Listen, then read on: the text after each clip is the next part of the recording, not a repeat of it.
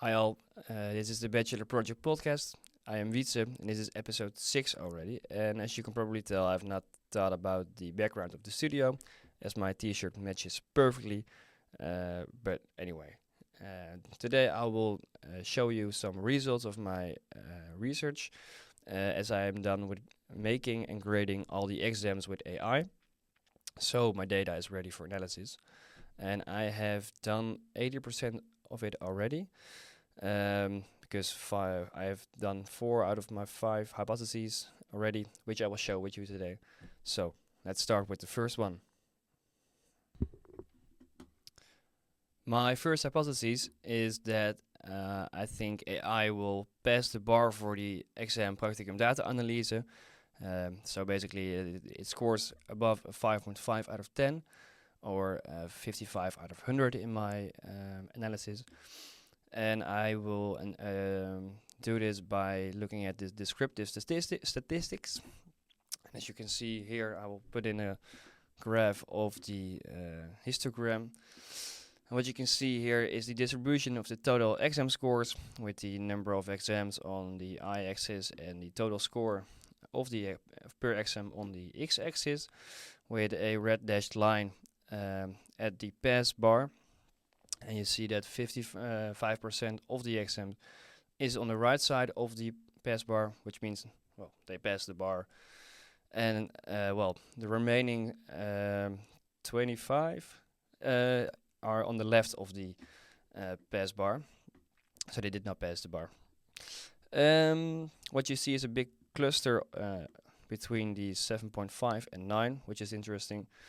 And that for the rest of the grades it's not that clustered, except for some peaks at the 3.5 and 3, or 3 to 3.5.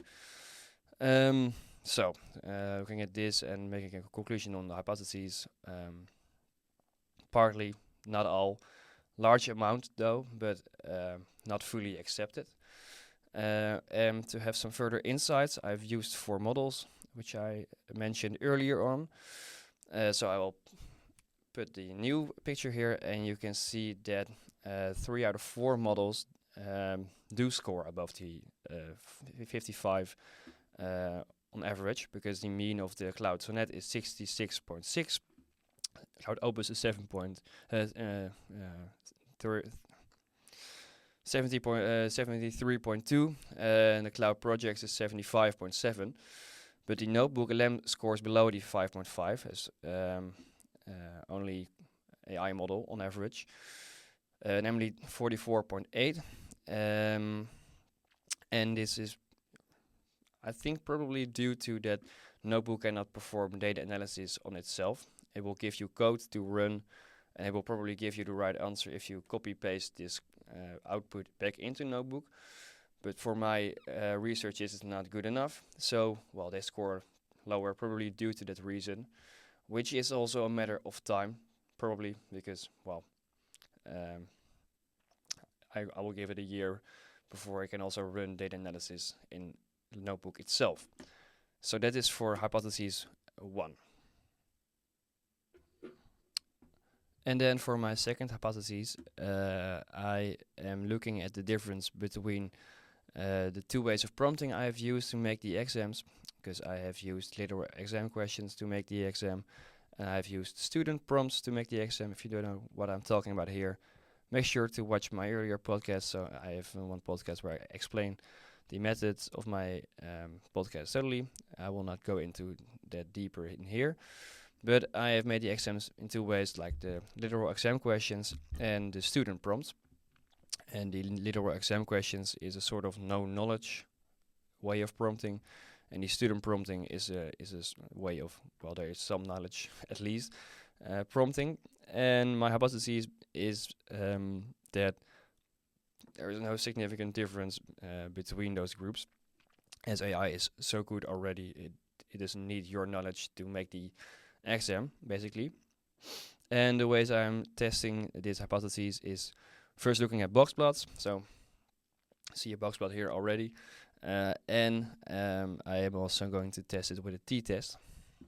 For the ones who don't know what a t-test is, it's basically statistical method of testing if there is if the difference between the mean of two groups is significant, or if the difference between the groups is just accidental.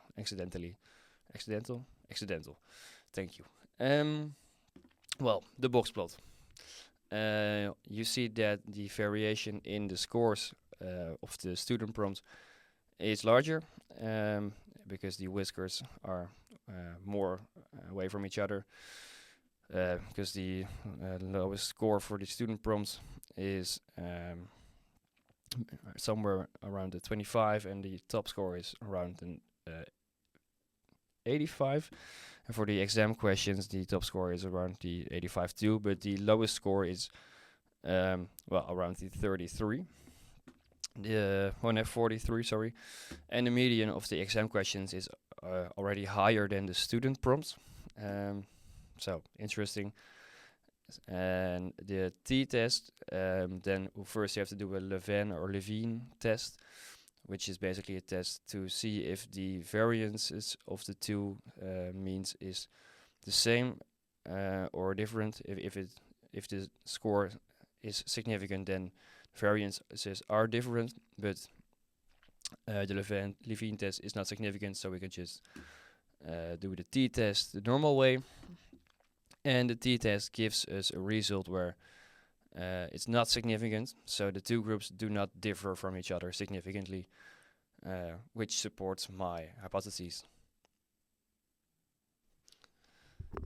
And for my third hypothesis, I am looking at the difference between the making of the exams with adding the CSV files against the SAV files. Again, if you don't know what I'm talking about, please make sure to watch my earlier podcast, because I've made the exam with adding the CSV files to the prompts and the SAV files to the prompts. SAV files are larger files, SAV files are smaller files. So my hypothesis is that CSV files are easier to work with for AI models, thus they will score better or higher than SAV files. Well, I'm gonna test this again with a box plot, looking into the box plot, and then afterwards a t-test.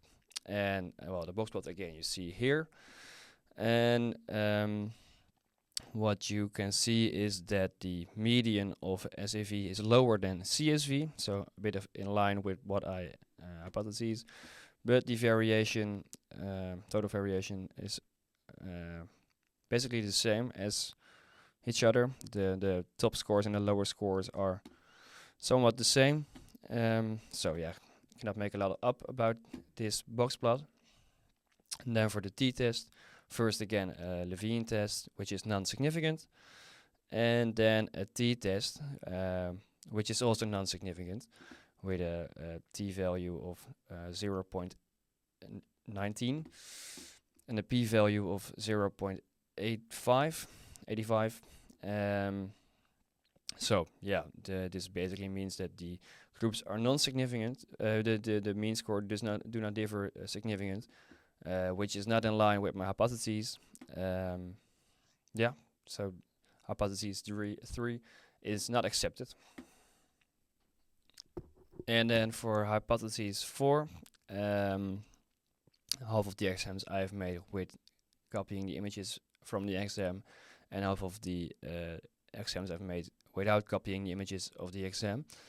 And my hypothesis here is that I expect AI to do better with copying the images, as it has more information to make its decisions on. And again, box plots and t-tests.